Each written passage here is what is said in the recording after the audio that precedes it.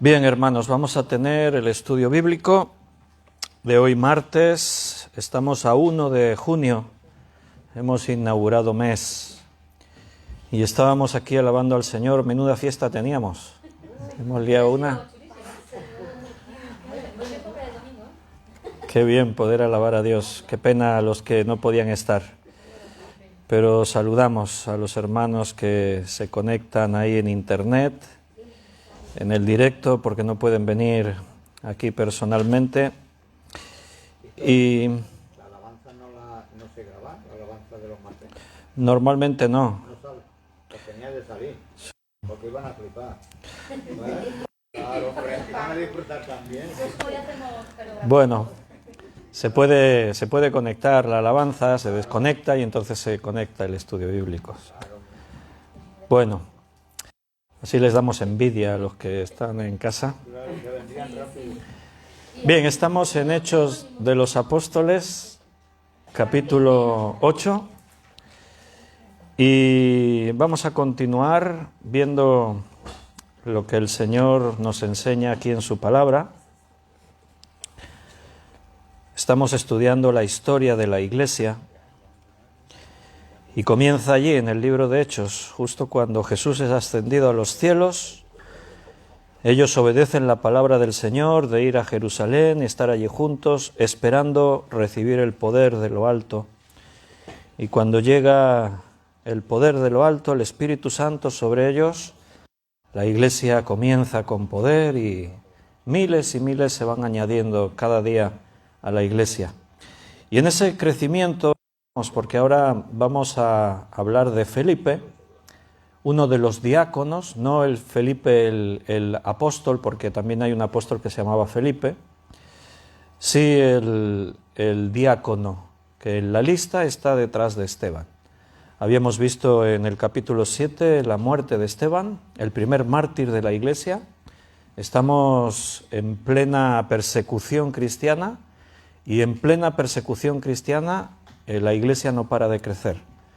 El poder del Evangelio sigue extendiéndose con la predicación y el poder de la palabra y con milagros, señales y maravillas. Y ahí vamos a retomar en el capítulo 8 de Hechos, versículo 4 en adelante, porque los primeros 3 versículos hablaban de Saulo y lo vimos la semana pasada. Aún Saulo no se ha convertido, le falta poco. Y como decíamos el otro día, va a ser algo sorprendente, alguien como Saulo de Tarso, perseguidor de la Iglesia y de una forma tan feroz, que se convierta a Cristo y tan apasionado ahora para servir al Señor. Vamos a hacer una oración en primer lugar para pedir al Señor su dirección y vemos a ver qué es lo que su palabra nos dice. Vamos a orar. Señor, muchas gracias por un día más y esta nueva oportunidad que tenemos de reunirnos en tu nombre. Hoy así con algunos hermanos aquí en persona y también con los que no han podido venir y se conectan a través de Facebook en este directo. Así que nos presentamos en tus manos, Señor, y te pedimos tu dirección. Queremos escuchar tu voz para que nuestra vida sea enriquecida, para que continuemos adquiriendo sabiduría que viene de ti. Y de esa forma, Señor, fortalecidos en el Espíritu Santo, llenándonos del Espíritu Santo, poder seguir predicando el Evangelio a toda criatura. Bendice a mis hermanos que están aquí, gracias por cada uno de ellos, y también bendice y gracias por los que están ahora en el directo y por los que después en diferido también participan en este estudio. Muchas gracias y quédate con nosotros. Te lo pedimos en el nombre de Jesús. Amén. Muy bien, pues saludamos a los hermanos que están en el directo y los que tienen por costumbre escribir en el chat. Belén ha escrito, hi, está aquí. Yoli y Gaby, buenas tardes. David y Liliana desde Valmoll, buenas tardes. Juan Bermudo, hola Juan, está aquí también. Ana Karina, buenas tardes desde Ecuador. Noemí Rus, buena tarde, Noemí. Juan Vázquez, buenas tardes, Juan.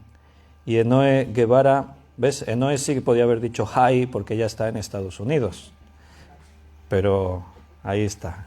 Buenas tardes. Bienvenidos a todos. Vamos a leer Hechos capítulo 8, versículo 4 hasta el 8. Vamos a leer de momento. Pero los que fueron esparcidos iban en todas partes anunciando el Evangelio. Entonces Felipe, descendiendo a la ciudad de Samaria, les predicaba a Cristo. Y la gente unánime escuchaba atentamente las cosas que decía Felipe, oyendo y viendo las señales que hacía. Porque de muchos que tenían espíritus inmundos salían estos dando grandes voces, y muchos paralíticos y cojos eran sanados, así que había gran gozo en aquella ciudad. Bueno, pues aquí Felipe está en una ciudad, en la ciudad de Samaria. Como hemos dicho, no es el apóstol. Si quieres una referencia del apóstol Felipe, pues está en Juan capítulo 1, versículo 43 y 44. Parece que los que se llamaban Felipe eran buena gente. Dice Juan 1, 43. El día siguiente Jesús quiso ir a Galilea y halló a Felipe y le dijo, sígueme. Felipe era de Betsaida, la ciudad de Andrés y Pedro. Ahí está la referencia para que veamos que son dos personas distintas. Este Felipe es uno de los que se escogen como diáconos, que vimos allí en el capítulo 6, y en la lista se menciona a Esteban, varón lleno de fe y del Espíritu Santo, a Felipe, a Prócoro, a Nicanor, a Timón, a Pármenas, a Nicolás. Ahí está Felipe, el segundo de la lista. Así que vemos que fuera de los apóstoles también había bendición. O sea, el Señor no se mueve solo a través del pastor. O sea, no son los 12 apóstoles y los demás están todos ahí para escuchar y para que se lo den todo hecho. No, o sea, Dios puede usar a cualquiera. O sea, todos tenemos el Espíritu Santo. Y donde está el Espíritu Santo hay poder. En este caso vimos a Esteban usado con poder. Ahora vemos a Felipe usado con poder. Y Felipe está en pleno avivamiento. Está en la ciudad de Samaria y fíjate lo que hemos leído. Dice que la gente unánime escuchaba atentamente todo lo que decía. Y viendo las señales que se hacían, salían espíritus inmundos de los endemoniados. Dice que muchos paralíticos y cojos eran sanados. Había un revuelo tremendo allí en la ciudad de Samaria. Estaba todo alborotado por lo que estaba ocurriendo y Felipe es la herramienta que Dios está utilizando para todo eso. Entonces aquí hay esa enseñanza, es una importante enseñanza. El hecho de considerar que no solamente Pablo o Pedro o Juan eran hombres a los que Dios usaba. Dios ha usado siempre a todos aquellos que han estado dispuestos a dejarse usar. Porque no depende del hombre, depende de Dios. El hombre sin Dios no es nada en el reino de Dios. No importa el currículum que uno tenga, no importa tu elocuencia, no importan tus dones. Aquí lo importante es que el Espíritu Santo te tome y te use, y tanto como en el caso de Esteban, aquí también se hace referencia de que Felipe estaba lleno del Espíritu Santo, lleno de sabiduría y era de buen testimonio, si no, no lo habrían escogido como diácono. Entonces, lo primero que dice es que les predicaba a Cristo, en el versículo 5. Entonces Felipe, descendiendo a la ciudad de Samaria, les predicaba a Cristo. Las señales, los milagros y las liberaciones vienen a continuación. Hago énfasis en esto porque Felipe no organizó una campaña de milagros y sanidades, como hoy en día sí que pasa en muchos lugares. La predicación del Evangelio es lo primero. Y como también Jesús les enseñó a los que envió, que iban de dos en dos recorriendo ciudades y aldeas, pueblos por todas partes, allí también dice que los milagros seguían a la predicación de ellos. Nuestro objetivo no es buscar que ocurran milagros. no es ir haciendo milagros. Los milagros ocurren cuando Dios quiere. Y habíamos hablado ya de esto, que en los tiempos de la Biblia, tanto en el ministerio público de Jesús como ahora en la primera iglesia, es más lógico entender que los milagros estuviesen ahí manifestándose, porque estaba empezando y tenía que haber una demostración, no solo con palabras sino de poder, para que los judíos y los no judíos, pero especialmente los judíos, entendiesen que esto venía de Dios, que no era una nueva filosofía de hombres. Los judíos eran muy reacios a cualquier cosa que se saliese de lo que ellos tenían establecido. Ellos tenían todos sus rituales, todas sus rutinas, sus enseñanzas eran las mismas siempre, y cualquier cosa que se salía de eso no era bien recibido. Jesús vino y rechazaron a Jesús, tenían en sus mentes una idea ya predeterminada de cómo tendría que ser el Mesías, y cuando Cristo viene no encaja como ellos se lo habían imaginado, así que a los suyos vino y los suyos no le recibieron, le rechazaron. Entonces había que demostrarles, no solamente con palabras, sino con milagros, como dijese Jesús ante las murmuraciones de aquellos, cuando Jesús le dice al paralítico: «Hijo, tus pecados te son perdonados», y aquellos, los fariseos y los judíos, murmuraban: «¿Y quién se cree este que es para perdonar pecados? Solo Dios puede perdonar pecados». Y Jesús añade: ¿qué es más fácil decir: «Hijo, tus pecados te son perdonados», o decirle: «Levántate y anda»? Pues a ti te digo: levántate, toma tu lecho y anda. Y lo tomó de la mano y lo levantó y andó, y era un paralítico, nunca había andado. Los milagros venían para demostrar que no eran solo palabras. Los judíos se fijaban mucho en los milagros, estaban siempre muy pendientes. En un sitio dice: los judíos demandan señales y los griegos buscan palabras de sabiduría humanas. Y a los judíos se les dio eso para que entendiesen que esto es la verdad. Entonces el énfasis no está en los milagros son las señales. Dice: viendo las señales que él hacía, dice en el versículo 6. Pero el objetivo, que es lo primero que dice en el versículo 5, es que les predicaba a Cristo. Y dice a Cristo, no otras enseñanzas. Yo cuando era jovencito empecé a predicar muy pronto, con 16 años yo ya predicaba. Y claro, era joven y me faltaba mucho conocimiento. Entonces con los años pues yo iba aprendiendo, no había internet como hay hoy en día. Entonces yo me compraba libros, estudiaba la Biblia. Y me acuerdo que en esos primeros años me compré un libro de homilética.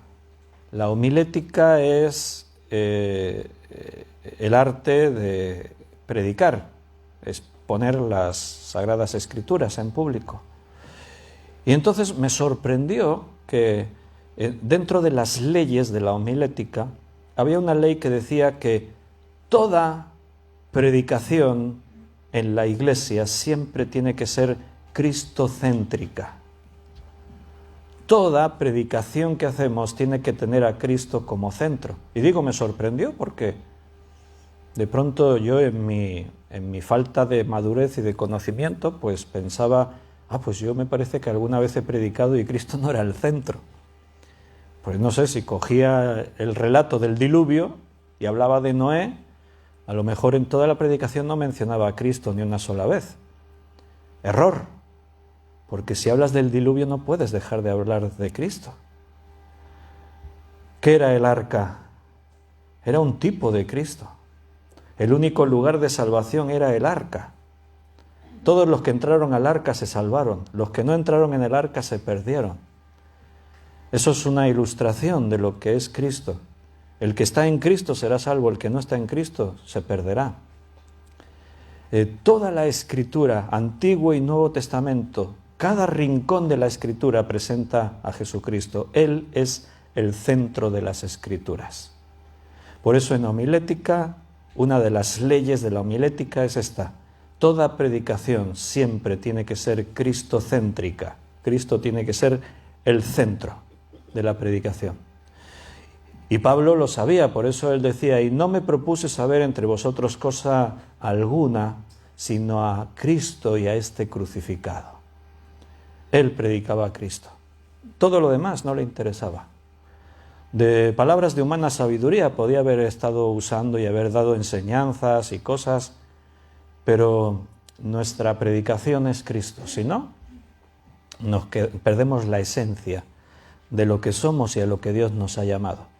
Si hablamos del perdón, tenemos que hablar de Cristo. Si hablamos de cualquier tema, si hablamos de ser pacientes, tenemos que hablar de Cristo. Si hablamos de lo que sea, siempre Cristo es el centro de la enseñanza, siempre.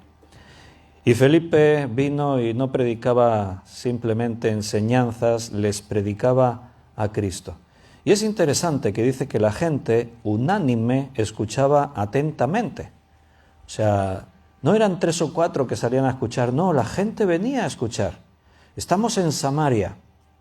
Y Samaria es una zona que tiene inquietudes espirituales por su historia. Samaria es un pueblo que, bueno, conocemos a una de sus habitantes muy bien, la mujer samaritana, del Evangelio de Juan capítulo 4, por el encuentro que tiene con Jesús, y esa mujer demostró inquietudes espirituales porque venía a un pozo a las afueras de la ciudad, cuando los historiadores dicen que en la zona había lugares con manantiales de aguas mucho más frescas, porque ese pozo lo cavó Jacob. Tenía ya años, tenía cientos de años el pozo, y el agua del pozo no debía ser de muy buena calidad. Pero esa mujer venía al pozo de Jacob a buscar el agua por lo que representaba espiritualmente para ellos. Los samaritanos surgen cuando el reino de Israel se divide en 2. El reino se rompe después de Salomón. El hijo de Salomón reinará y surge un opositor y va a reinar. Creo que todos ya recordáis la historia. El hijo de Salomón es el candidato principal para reinar en el Israel unificado. Pero allí está aquella historia, si os acordáis, que las 10 tribus le dicen al rey, al candidato, tu padre nos apretó muchísimo en los impuestos, suaviza tú un poco en los impuestos y te serviremos. Te proclamaremos rey y te haremos lo que tú nos digas. Entonces, ¿os acordáis? Él pidió consejo a los sabios, a los ancianos, y le dijeron, está bien, diles al pueblo, está bien, voy a suavizaros. Sí, cede, no pasa nada, es sabio, reinará sobre Israel. Pero después fue y le pidió consejo a los jóvenes, a sus amiguetes. ¿Y qué le dijeron los amiguetes? ¿Cómo? Que les aflojes, no, ves allí, diles, aquí mando yo. Si mi padre os aflojó así, yo os voy a endurecer así. Y entonces, ¿qué pasó? Pues el pueblo no estuvo dispuesto, tenían otro candidato, y Jeroboam creo que era el otro candidato, él es Roboam, y entonces el reino se rompe. Israel con 10 tribus en el norte, Judá en el sur con 2 tribus, Judá y Benjamín. Entonces, ¿qué ocurre? Que el reino del norte, la capital es la ciudad de Samaria. Samaria se convierte en la capital del reino del norte, pero se quedan sin la esencia de lo que era la fe para los judíos, Jerusalén y el templo. Jerusalén y el templo pertenece al reino del sur, a Judá y a Benjamín. Entonces ellos desde entonces tienen conflicto con todo esto, porque ahora ¿cómo hacen todo lo que han estado haciendo siempre? ¿Cómo rinden culto a Dios? Se han quedado sin templo. Ahora los sacrificios, todo. Entonces, ¿qué hicieron? Pues lo hicieron a su manera. Adaptaron sus lugares de sacrificio, de culto a Dios. Y esto los hizo pues enemistarse. Judá veía a los el reino del sur, veía a los del reino del norte como corruptos, se habían corrompido, se habían mezclado, porque otra de las cosas que ocurrió es que se casaban con mujeres de otros lugares, no guardaron ese principio de no mezclarse, sino que se casaron con otras personas de otros pueblos, y ya no son israelitas genuinos, ahora hay mezcla. Y los del reino del sur, se mantenían fieles, y por eso ellos se creían como puros, y en cambio los del norte eran impuros. Y eso crea esa enemistad tan grande, que judíos y samaritanos no se trataban, no se hablaban. Si un judío tenía que viajar y atravesar tierras de Samaria, prefería dar un rodeo aunque tuviese que durar 2 días más el viaje, que atravesar el territorio de Samaria. Era realmente un odio que se tenían impresionante. Por eso la mujer samaritana se sorprendió cuando se encuentra a un judío al lado del pozo de Jacob, y encima le habla a ella y le pide agua del pozo. Y se sorprendió. ¿Cómo tú, siendo judío, me pides agua a mí, que soy mujer y samaritana? Se quedó sorprendidísima. Pero fíjate ahora en la Iglesia que el mismo principio que Jesús establece, Jesús no tiene prejuicios de este tipo. No, es que el reino del norte se mezclaron, se contaminaron, han estado ofreciendo sacrificios extraños a Dios porque no están ahí haciéndolo tal como Dios dijo en el templo y todo, y estos son despreciables. Jesús no hizo eso.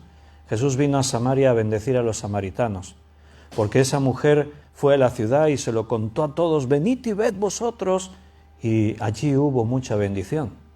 Y ahora Felipe es llevado por el Espíritu Santo a Samaria, y vemos pues que los de Samaria estaban muy dispuestos a escuchar el Evangelio, escuchaban unánimes, atentamente las cosas que Felipe les estaba diciendo. Así que esas inquietudes espirituales que ellos tenían en Samaria están siendo satisfechas. Se cumple lo que dice la palabra, que todo el que busca halla, todo el que llama se le abre, y todo el que pide recibe. Ahora ellos están recibiendo lo que no habían tenido por siglos. Están recibiendo el mensaje de amor de Jesucristo. Están escuchando que Dios os ama. Cuando los judíos de Judá les habían estado diciendo: sois enemigos de Dios, Dios os aborrece, Dios os ha desechado, ahora hay un mensaje que les viene como agua fresca, porque ahora el mensaje es: Dios os ama. El Hijo de Dios murió por vosotros, el Mesías también vino a vosotros. Y no solo eso, recuerda que hay señales y milagros, así que hay sanidad. Hay demostraciones que Dios tiene favor para con ellos, porque los endemoniados están siendo liberados de sus espíritus malignos. Y como dice ahí, los paralíticos, los cojos, los enfermos están siendo sanados. Así que ahora les ha venido una alegría y una esperanza que no habían tenido antes. Eso es el Evangelio. Eso es lo que la palabra de Dios hace. Ahí en la calle, en el mundo, están las personas marginadas, personas con vidas deshechas, con sus cargas, con sus ansiedades, con sus depresiones, con sus frustraciones. Y cuando nosotros les predicamos el Evangelio, tenemos que hacer como Felipe, tenemos que ir a predicarles el Evangelio para que reciban ese mensaje de esperanza, las buenas noticias de la salvación. Dios te ama. Solo tienes que arrepentirte de tus pecados y creer en Jesucristo, y tu vida puede ser cambiada. Quizás fue esa nuestra historia, la de algunos de los que estamos aquí. Estábamos sin Cristo, andando en nuestros delitos y pecados, y Cristo salió a nuestro encuentro y nos salvó, nos redimió, nos mostró un camino que nos llevaba a la reconciliación con Dios. Ahora hemos sido reconciliados con Dios. Así que había gran gozo en aquella ciudad, dice en el versículo 8. Eso es lo que ocurre cuando el Evangelio se recibe. Hay gozo, se produce alegría, porque el Señor te da una nueva visión, una nueva perspectiva del futuro. Ahora todo cambia.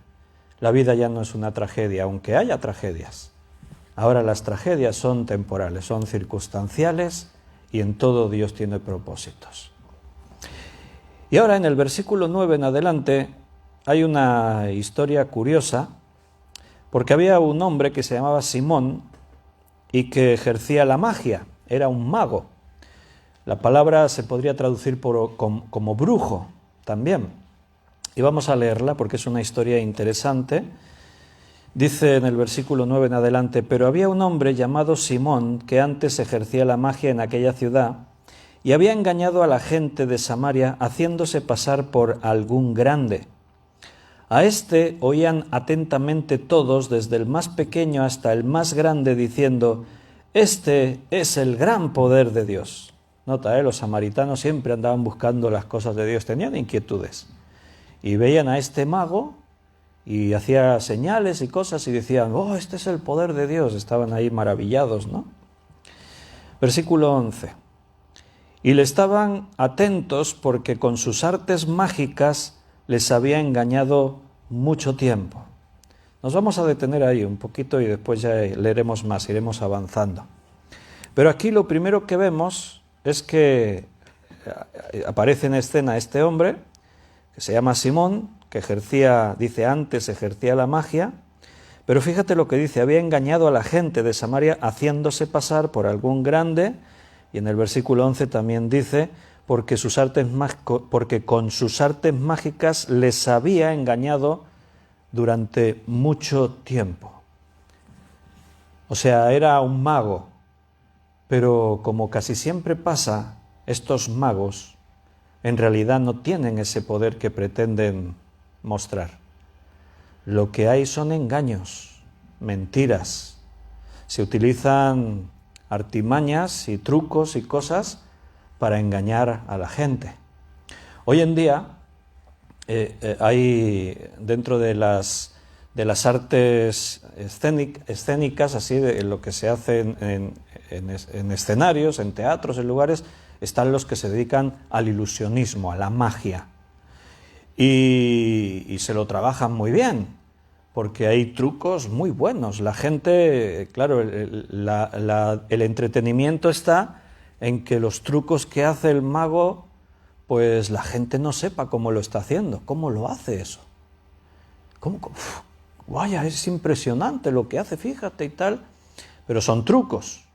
O sea, no está haciendo realmente prodigios y milagros, sino que está haciendo trucos.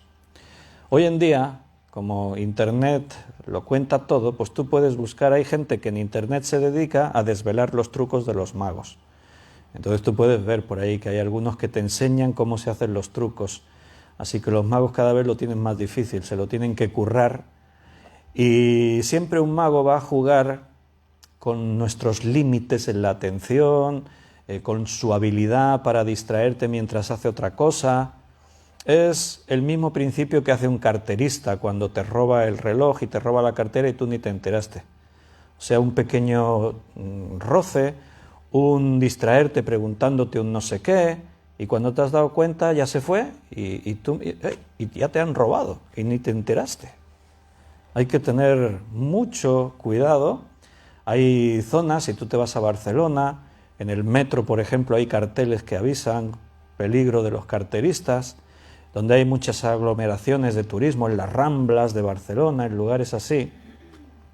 Hace unos años, cuando estuvimos en París, estábamos de turismo por allí, y yo llevaba una riñonera, de esas que te pones así con cremalleras, ¿verdad? Aquí llevaba una riñonera, y ahí pues llevaba la cartera y las cosas importantes ahí en la riñonera. Lo llevas aquí delante a la vista, y nos abordaron un grupo así de mujeres con unos niños y esos, eran de raza gitana, nos abordan allí en uno de los puentes que hay en la ciudad de París, y venían con un papel para que les firmásemos. Esa es la excusa, ¿sabes? Fírmame no sé qué, para, yo qué sé, ayuda a no sé quién, o para quejarse de no sé cuántos. Fírmame. No se interesa. Y una de ellas insistía y me puso el blog, era como una carpeta, encima aquí de la riñonera, con el lápiz, y yo de seguida detecté que la otra mano estaba debajo. O sea, ya estaba intentando abrirme la riñonera. Y yo le hice así, le aparté, digo, quita, ¿qué haces? Se le cayó y todo el blog, se quedaron todos allí, un momento de tensión, porque hubo así como un amago de... ¿Y qué estás haciendo? No sé qué. Y ya empezaron por allí como quejándose y se fueron. Pero si no estás al tanto, te despluman en un instante y ni te enteras, porque mientras uno te distrae por el lado, el otro con esto fírmame, te quitan de la vista lo que de esto, y lo hacen muy bien, y no te enteras y te roban, y no te das cuenta. En el ilusionismo se hace eso.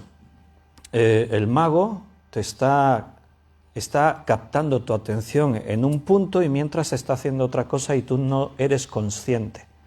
Porque los seres humanos nos pasa eso, solo podemos tener la atención en un punto a la vez, en una cosa a la vez.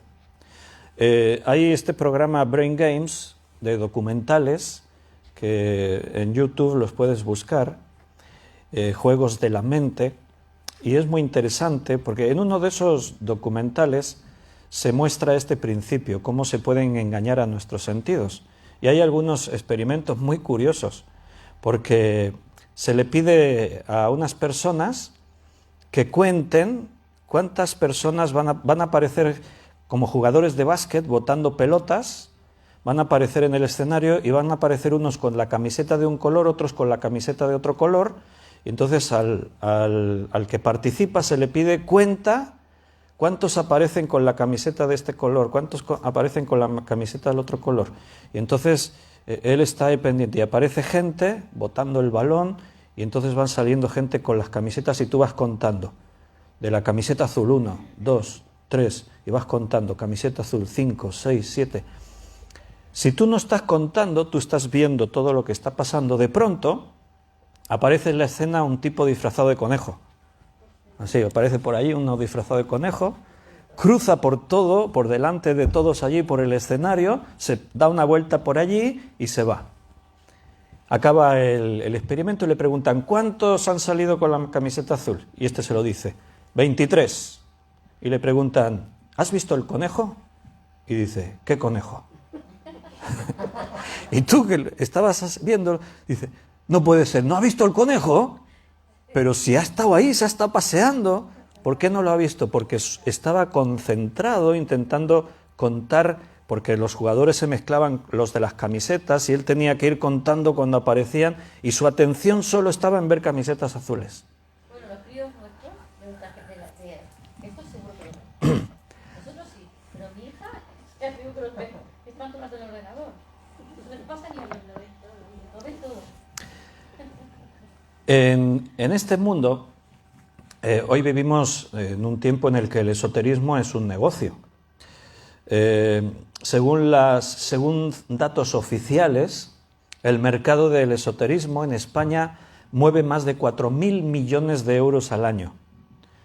O sea, en videntes, en tarotistas, gente que van y se les paga para que te adivinen el futuro. Y sobre todo, la mayor parte de ese dinero es en los canales de televisión donde están todos estos programas de los adivinos de turno. Llama al teléfono 806 no sé qué y ahí te adivinan tu futuro y todo. Y la gente, como tiene inquietud, a todos les gustaría saber lo que va a pasarle mañana o cómo le van a ir los negocios o cómo le irá en el amor, pues la gente se lo cree y llaman, pero todo eso es mentira, es un engaño. Ahí no hay ni uno solo de los que aparecen en esos canales, ni uno solo que adivine el futuro, no adivinan nada. Simplemente están ahí montando un teatro, haciendo un papel, son gente que se lo han estudiado bien. Si yo alguna vez eché un vistazo ahí a ver un poco cómo lo hacen, observas y ves que juegan con las personas que llaman. Le van diciendo cosas, le preguntan cosas, sin que la persona ni siquiera se dé cuenta, le dan información que después ellos van a usar aparentemente para adivinar cosas, pero es todo falso, es todo mentira. Utilizan esas técnicas de engaño, de manipulación, para parecer que están adivinando cosas y en realidad no adivinan nada. El esoterismo moderno se considera, porque siempre ha existido, ya lo ves en la Biblia, ya había magos que engañaban a la gente para ganar dinero, siempre ha habido esto. Pero toda esta nueva oleada de esoterismo moderno que hay, todo esto del tarot, la quiromancia, la adivinación en sus múltiples formas, desde la bola de cristal a los pozos del café, en fin, hay un montón de historias. Se considera que es algo que esta ola comienza en el siglo XIX, y hubo un caso que se cree que era de los primeros, que fue muy notorio y saltó a la prensa, en Nueva York, de dos niñas que tenían 6 y 8 años, que supuestamente hablaban con los espíritus.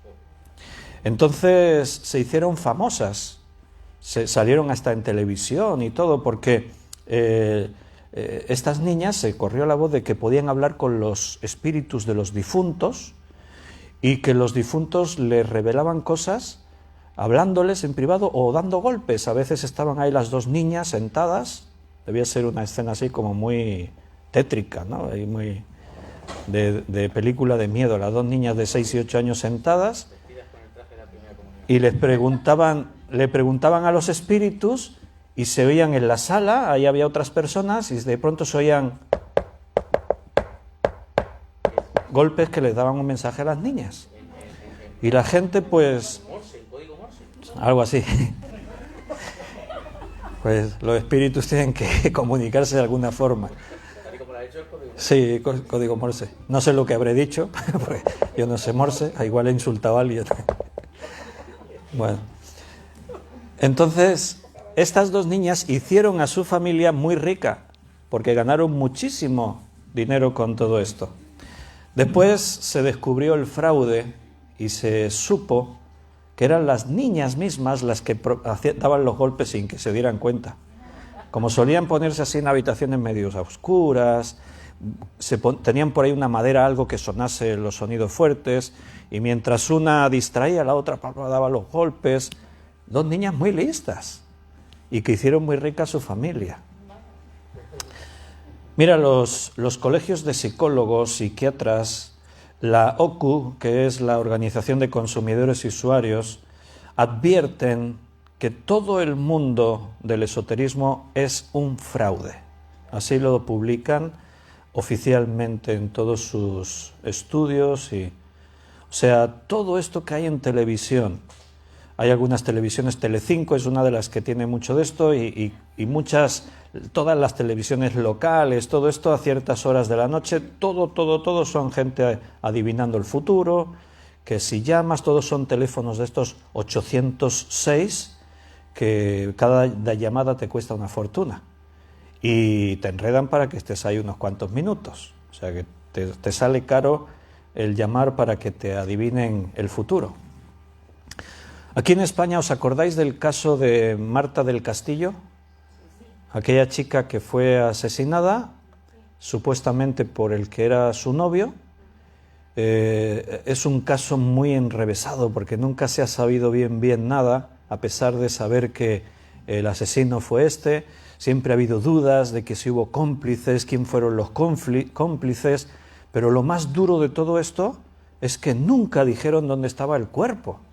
O sea, hay una crueldad añadida a todo eso, porque los padres han movido cielo y tierra para intentar encontrar el cuerpo de su hija y poderla sepultar y despedirse de ella. Es muy cruel dejar a unos padres, después de saber que han matado a su hija, sin poder ni siquiera enterrar el cuerpo de su hija, ¿no? Bueno, pues en este caso, en el año 2015, la policía, por ya desesperados y sin saber qué hacer, recurrieron a una vidente del País Vasco que era conocida porque supuestamente había colaborado en algunos casos policiales y había ayudado a resolver algunos casos, supuestamente. Entonces, la policía le pide ayuda a esta vidente vasca para intentar descubrir dónde están los restos de Marta del Castillo. Y igual algunos os acordáis de eso porque salió en televisión, que la policía, en una primera instancia, a donde la vidente había dicho, encontraron restos óseos. ¡Wow! Y de seguida han encontrado los restos de Marta del Castillo. La vidente, una fuera de serie esta mujer. Y después resulta que eran restos óseos de animales, no eran de persona. O sea que no eran de Marta del Castillo. Y el caso pues terminó en fracaso, la vidente no pudo encontrar los restos, pese a cobrar un dinero y pese a estar ahí dándole vueltas al tema, y aquí en este sitio, sí, porque lo he visto, porque me habló no sé quién, el espíritu de no sé cuántos y tal, y en uno de esos lugares pues encontraron unos huesos y pensaban, y resulta que eran huesos de animal. Coincidió que estaban ahí los huesos de animal, pues que a la vidente tuvo una interferencia y no sé qué pasó, pero fracasó.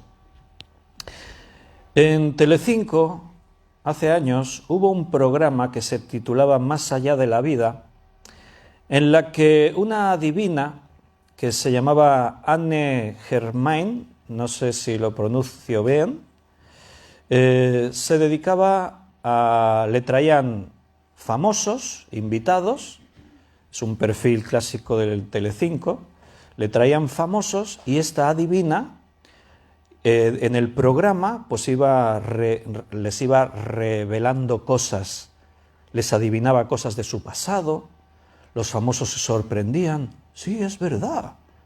Había momentos muy emotivos, los famosos lloraban porque les recordaban cosas que pasaron en su vida, tragedias, cosas amorosas, rupturas amorosas para aquí y para allá. Y bueno, pues como muchos de estos programas tienen mucha audiencia. Más allá de la vida, era un programa que tenía mucha audiencia. Esta adivina se hizo muy famosa, Anne Germain, porque le adivinaba todo a los famosos que les traían y se lo adivinaba todo. Y se montaban unos dramas ahí impresionantes en el plató cuando hablaba de su infancia y a ti te pasó esto y sí, es verdad. Y aquella vez en no sé dónde y cómo puedes saber eso y tal y no sé qué. Y todo un espectáculo, ¿no? Pues resulta que un trabajador que trabajó ahí en Telecinco, en este programa, de pronto un día destapó a través de una serie de informes que todo lo del programa era simplemente un fraude. Este trabajador compartió con la prensa un montón de informes en los que había todo un equipo de detectives de investigación que se dedicaban a investigar durante semanas la vida de los personajes que iban a traer al plató, de los famosos. Escarbaban en su pasado, hablaban con amigos suyos, en fin, hacían todo un trabajo de investigación. Y en el plató la supuesta vidente no adivinaba nada. Se preparaba muy bien cada programa con un montón de información de los famosos y con esa información jugaba en el programa y sorprendía a los famosos y a todo el mundo que veía. Esta mujer sí que adivina. Pues los famosos se quedaban allí. ¿Cómo puede saber eso? Si eso no lo sabía nadie. Sí que había gente que lo sabía. Y los investigadores, que de eso saben mucho estos detectives privados, pues sacaban ahí cosas que parecía que se habían quedado olvidadas y todo era un fraude, todo era mentira. Y esto salió a la luz pública porque este trabajador reveló los secretos del programa. Y así pues podíamos seguir con una larga lista de supuestos videntes. He mencionado algunos casos así de famosos, pero después están todos estos videntes de caseros, que Rapel, y hay toda una serie de videntes de estos que están ahí, gente que tú vas ahí a que te hagan una ouija y entonces él, como tiene la mano encima del vaso, pues el vaso se va para aquí y para allá. No soy yo, son los espíritus que guían mi mano, y entonces ahí vienen mensajes y se oyen cosas y tal. Vamos a dejar un cero, o sea, vamos a dejar que el 99% es todo fraude y vamos a dejar un 1% que alguna vez es posible que haya alguna manifestación espiritual, porque Satanás es el príncipe de la potestad del aire y Satanás es un espíritu y tiene muchos espíritus demonios, y entonces puede ser que alguna vez pueda haber una manifestación así en algún caso.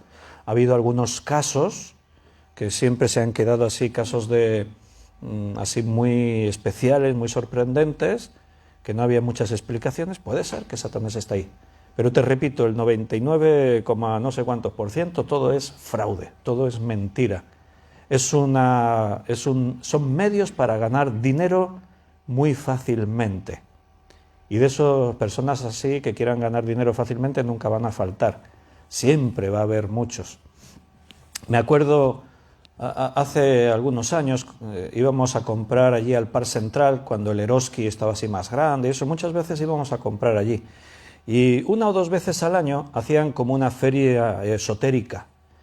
y hay como una plaza allí dentro del Parc Central, es un complejo de comercio, y hay una plaza grande, y en esa plaza grande ahí ponían todos los adivinos y tarotistas y eso, ponían sus tenderetes.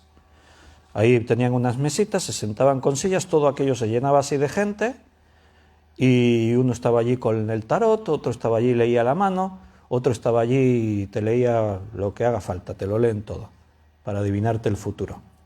Y lo que me resultó muy curioso es que había un montón de puestos de estos y cada uno de ellos tenía una cola de gente esperando su turno para que le adivinasen el futuro. Y piensas, vaya, no pensaba que tienen tantos clientes.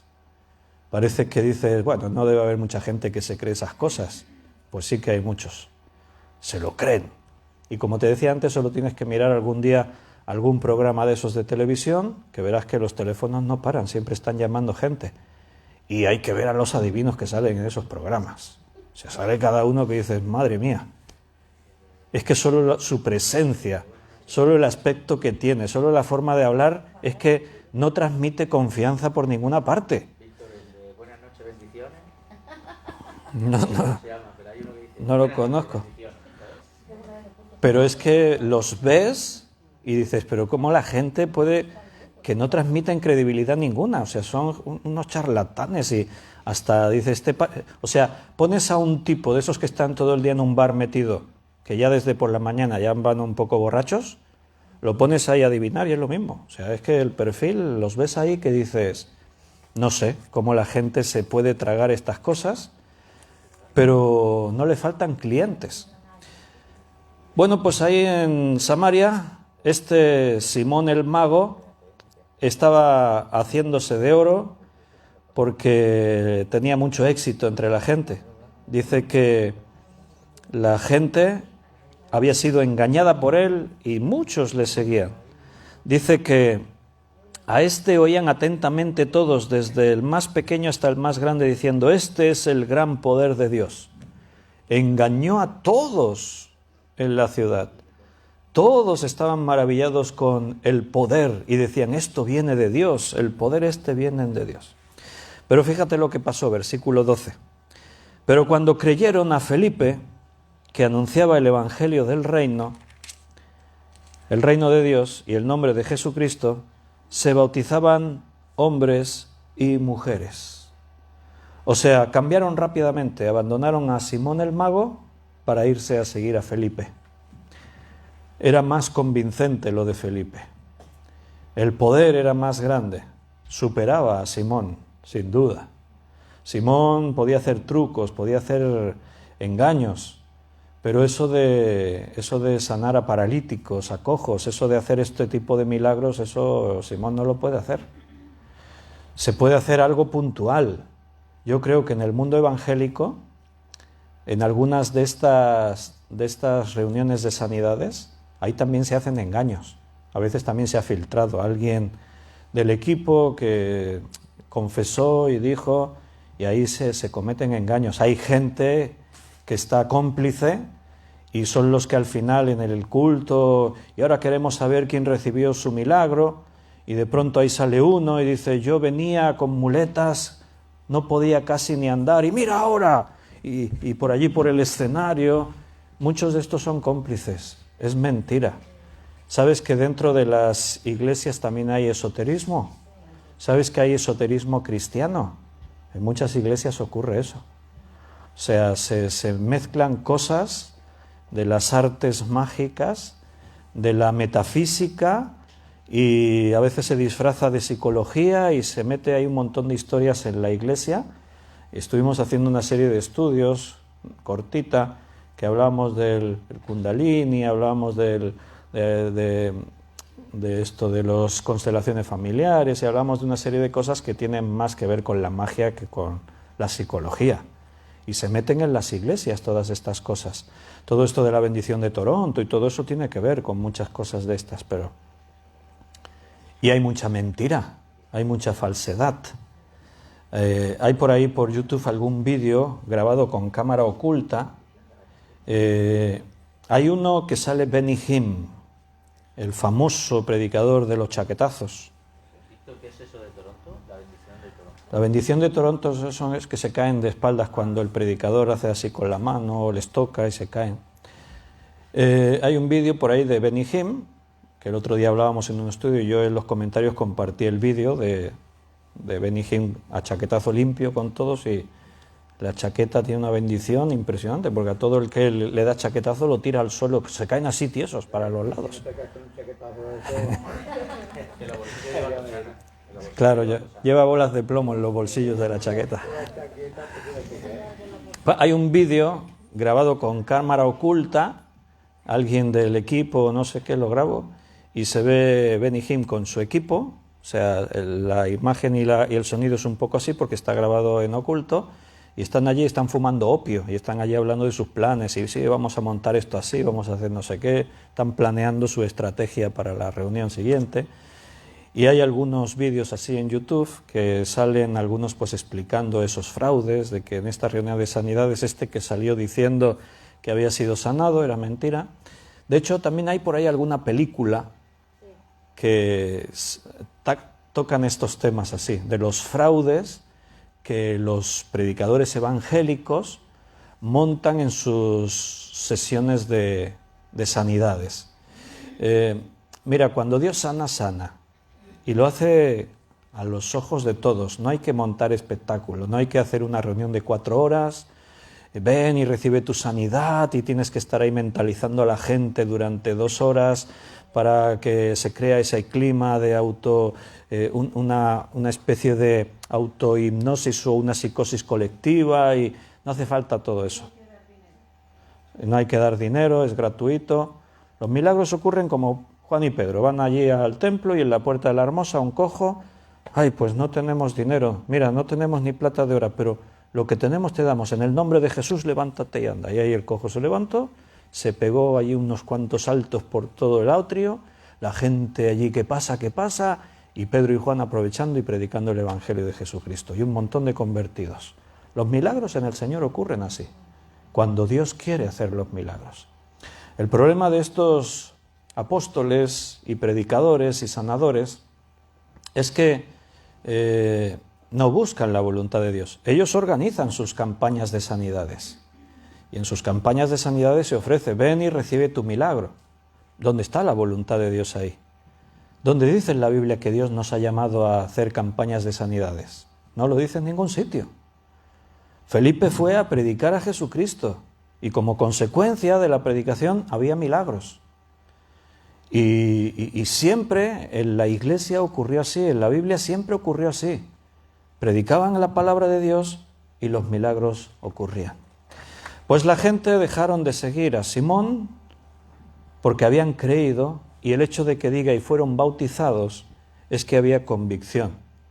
Porque alguna vez alguno puede decir, sí, yo creo, pero el hecho de dar el paso al bautismo, decir, quiero bautizarme, es ese testimonio público de decir, quiero hacer esto, denota que han creído. Aquí dice que muchos creyeron y fueron bautizados. Entonces, realmente pasaron de muerte a vida, y más por lo que vemos a continuación en la historia, de que ahora los apóstoles vinieron, algunos de los apóstoles vinieron, oraban por ellos y recibían el Espíritu Santo, o sea que habían creído de verdad. La marca de recibir el Espíritu Santo es la garantía de que uno realmente ha creído. Pero no solo la gente de Samaria creyó, el mismo Simón el Mago creyó. Versículo 13. También creyó Simón mismo, y habiéndose bautizado, estaba siempre con Felipe, y viendo las señales y grandes milagros que se hacían, estaba atónito. O sea, estaba allí y estaba viendo y decía, esto no es lo que yo hacía, yo los engañaba, esto es real. Él se quedó atónito, creyó. Y cuando dice ahí estaba siempre con Felipe, la idea es que estaba asistiéndole, o sea, fue como un ayudante, estaba ahí, que si le hacía falta la botellita de agua se la venía corriendo y se la traía Simón el Mago, estaba ahí con él. Estaba siempre con Felipe, atónito, dice, de ver esos señales, esos milagros. Él es un recién convertido, él ha estado engañando a la gente con señales falsas, y ahora está viendo milagros verdaderos, Y está ahí que no se lo cree, está maravillado. Y dice en el versículo 14, cuando los apóstoles que estaban en Jerusalén oyeron que Samaria había recibido la palabra de Dios, enviaron allá a Pedro y a Juan. Recuerda, Felipe termina en Samaria por la persecución. Habíamos visto en el principio del capítulo 8 que a consecuencia de la persecución Saulo es uno de los culpables. La Iglesia dice que todos los creyentes de Jerusalén salieron para aquí y para allá. Solamente los 12 apóstoles quedaron en Jerusalén. Y Felipe fue uno de los que salió, terminó en Samaria y ahí se está predicando la palabra. Nota, los apóstoles escucharon, ¿qué dice? ¿Que se estaban haciendo milagros en Samaria? No, que habían recibido la palabra de Dios. Siempre el énfasis está en la predicación de la palabra. Los milagros quedaban ahí como que, vale, consecuencias de la predicación. Pero el énfasis, la atención, todo es predicaban la palabra. Felipe necesita ayuda. La gente está creyendo, él está solo. Tiene todo tipo de personas convertidas. Hay que ayudarles, hay que asistirles, hay que discipular, hay que estar ahí. Así que dice que los apóstoles enviaron a Pedro y a Juan. Y en estos pequeños detalles se ven cosas importantes. Dice que enviaron los apóstoles a Pedro y a Juan. O sea, esto rompe, por ejemplo, con la idea de que Pedro era el Papa. El Papa está en su trono y el Papa manda y todos los demás obedecen. Aquí vemos que esto no era así. Los apóstoles decidieron, vamos a enviar a 2 de nosotros. ¿Quién va? Tú, Pedro, y tú, Juan. Venga, iros para allá. Y Pedro y Juan cogen y se van. No es Pedro el que está en el trono y a ver, tú y tú, iros a Samaria y... No, él es uno más del grupo. Pedro sí es cierto que le hemos visto siempre ahí como ejerciendo un liderazgo, un protagonismo. Es el primero que predica el día de Pentecostés, es el que siempre parece que lleva un poco la voz cantante cuando son interrogados él y Juan ante el Sanedrín. Cuando vuelven a predicar otra vez allí, vemos ahí a Pedro, ¿no?, con una iniciativa. Pero después vas a ver todos estos muchos detalles en los que Pedro no es el jefe, no es el infalible papa, no, Pedro es uno más. Y es el grupo de los 12 los que toman decisiones, los que envían, los que hacen, los que deshacen, y fueron los apóstoles los que enviaron a Pedro y a Juan. Y Pedro fue sin rechistar ni decir, que yo soy el Papa, yo no puedo ir, yo tengo que estar aquí en mi trono. No. Todo eso es invención de la Iglesia. No hay ningún fundamento en el libro de los Hechos, que es el comienzo de la historia cristiana, para poder hablar de esa figura del Papa que ha sido tan representativa y clave en la Iglesia. O sea, él es el jefe de la Iglesia Católica Romana, es el jefe del Estado del Vaticano, es un país. Pero eso es invención de hombres. Aquí en la Biblia no aparece ni por asomo.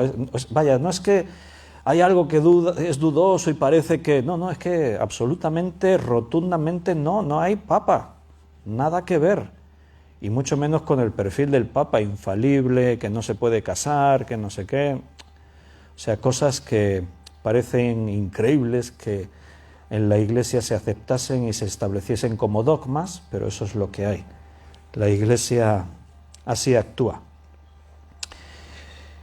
Y lo vamos a dejar aquí porque es la hora, son las 9 y aún hay muchas cosas que ver, porque ahora viene algo interesante, pero que lo tendríamos que desarrollar ahí, nos tendríamos que tomar unos minutos y lo vamos a dejar para el próximo día. Porque Simón el Mago, cuando vio que los apóstoles Pedro y Juan oraban por los convertidos y estos recibían el Espíritu Santo y ocurrían estas señales y milagros, él dijo, yo también quiero ese Espíritu Santo, ¿cuánto cuesta?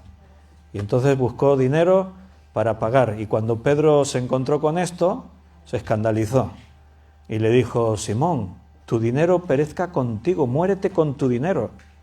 El don de Dios no se puede comprar. Y ahí hay enseñanza que ver, pero lo vamos a dejar para el próximo día. Así que sin prisas nos tomamos tiempo para estudiar un poquito lo que ahí pasó, lo que significa eso, si realmente entonces había creído Simón o no, y y la reacción de Pedro y analizamos todo ese escenario el próximo día.